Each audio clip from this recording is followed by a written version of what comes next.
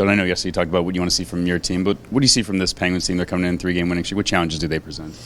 Well, obviously, when you come into Pittsburgh, it's been the same for many years now with the strength they have down the middle of the ice. So that's what stands out, but obviously with their defense as well. You know, they got the two veteran centers, they got the two veteran defenders that can hurt you on offense and in transition, so stress you that way to manage the puck.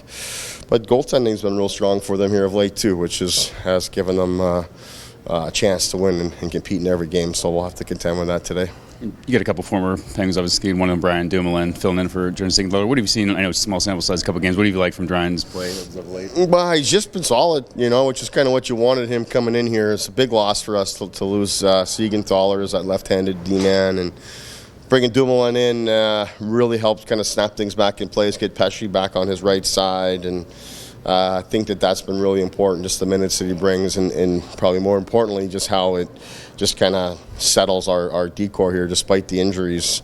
We just like how it kind of snaps itself into place, and certainly nice to have his addition.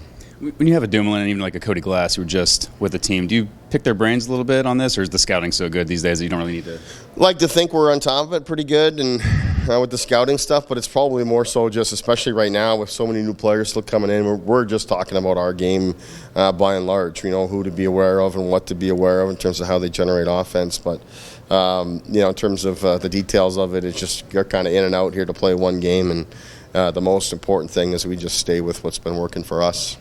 Maybe because he's just putting up points lately, it seems that Brett's been a little more active. Has that been by design, or he was always that way? It's just he's able to put some points up. Yeah, I think it's probably just a little bit of things kind of going his way. I think he's done a pretty good job all season of putting himself in good spots to get pucks and get rewarded, as he did the other day.